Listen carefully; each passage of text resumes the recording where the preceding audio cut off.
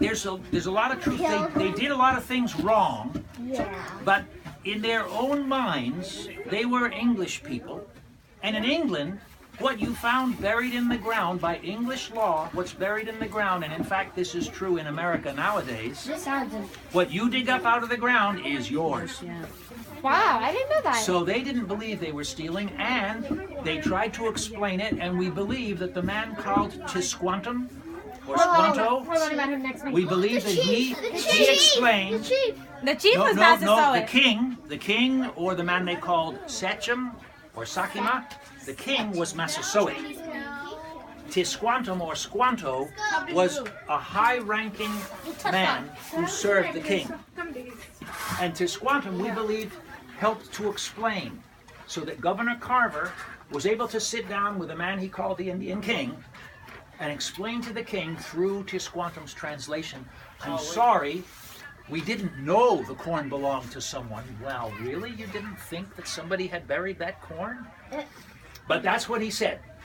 And evidently, Tisquantum was able to persuade Massasoit. These people didn't mean it to be stealing.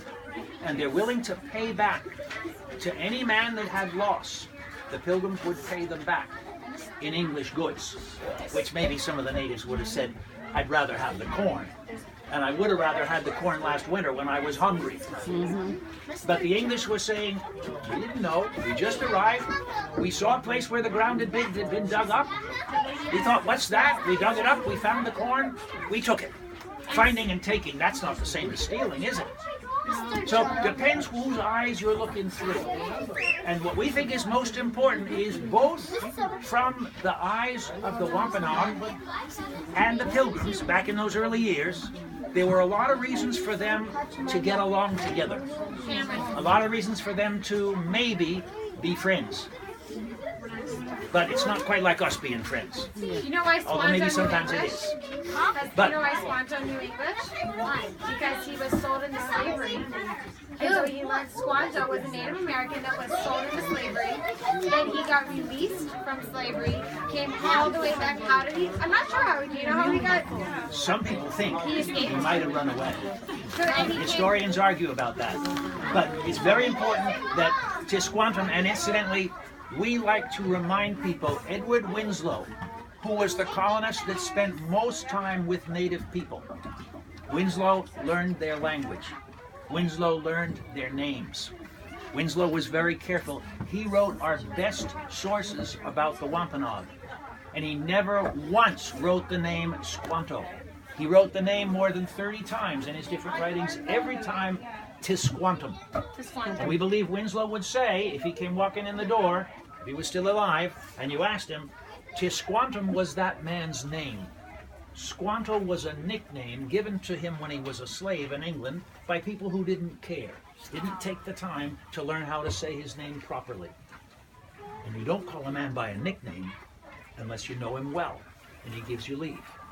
Winslow was a gentleman's son, and rank was important to him. And he became the kind of ambassador. He was the one that went back and forth to Massasoit and dealt most closely with Tisquantum and the other man called Hobbamock.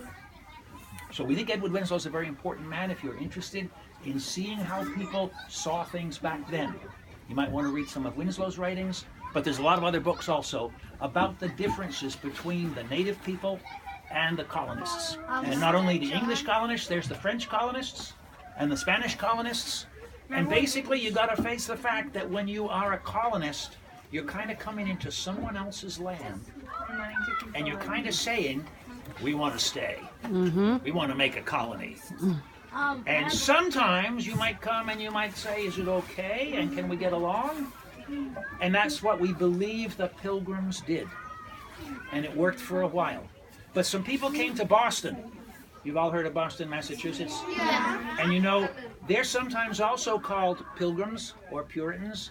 And they were actually pretty close friends with the Plymouth people, but they were not the same colony. They're two different colonies. And the Plymouth people did not trust the Boston people. And in fact, Plymouth people believe that those Boston people stole the Plymouth land out west, a place called by some strange Indian name. They were all thinking, we'll give it an English name, but for a while we'll call it Conductorcourt. Conductorcourt. It was spelled in many different ways. But it was west of Plymouth. And the Plymouth people believed the king had granted to Plymouth all land from the Atlantic to the Pacific. That means all the way across America. All the way across to So the California. Pilgrims came here thinking that the king gave them all that land. But what he's saying is that when the Pilgrims came, they thought, the king granted us all this land and we want to stay here. Pacific to the Atlantic. But there were already people living there. But they didn't see it as them taking someone else's land. They saw it as them claiming something that was given to them. So he's saying it's all about perspective. The way the Pilgrims understood what they were doing was different from the way that the Wampanoag or other Native American tribes understood it. Mr. John. What's that? Question up here. We are heading. Speak it up in a good loud voice. Mr. John, when the English people took the people's corn, did they really Frankie has a question, honey. I don't know if you've heard that just last night there was a new TV program about the Pilgrims. Oh, really? Just last night, and they argue about taking the corn. We don't believe there was any argument. What our sources say is that when they discovered that one of the places they dug up was not a storage pit for corn, but a grave, what they say is, we thought it would be odious to them to ransack their sepulchres. Those are the words of the Pilgrims. We thought that would be a bad thing to disturb the burying place, and we put everything back. But what another source says is that later on, some of the sailors evidently went back because they knew that the natives liked to be buried with all their finery, and that they took the stuff because they knew they could get money for it back in England. So they did. At first say, no, we won't, and then some of them did. And that's, again, part of the problem, that they're not all the same. There are a lot of different people. They came with very different motives. And some of them, we believe, were much more respectful and wanted to try to get along with the natives. And others, the king says we can have it, we'll just chase them all away. Nowadays, we call it ethnic cleansing. Plymouth was not as bad as Boston. Question? Does the children have games? Yes. Back in Pilgrim times, they had a lot of games. The one that we think is most important, we like to say, the game of baseball was first played on Christmas Day in Plymouth until Governor Bradford put a stop to it. And they called it stool ball. But stool ball, played by the old English rules, you put two stools. Where's our stool? Right here. Here, that's right. You put two stools tipped over in a field. This is my team stool. Your team stool is going to be over there. A man pitches a ball to hit their stool, and someone stands in front of the stool with a bat, or sometimes it was played just as they called it, posting the ball with your hand. But the batter protected the stool from the ball being pitched. And when he hit it, he could then run over to the other stool, which was a safe base. You could call it baseball. It was called by many different names. But there were only two stools, only two bases to start. But the basic game was played here in Plymouth, and the trouble is Governor Bradford said, "What? Playing games? It's a working day. Get to work."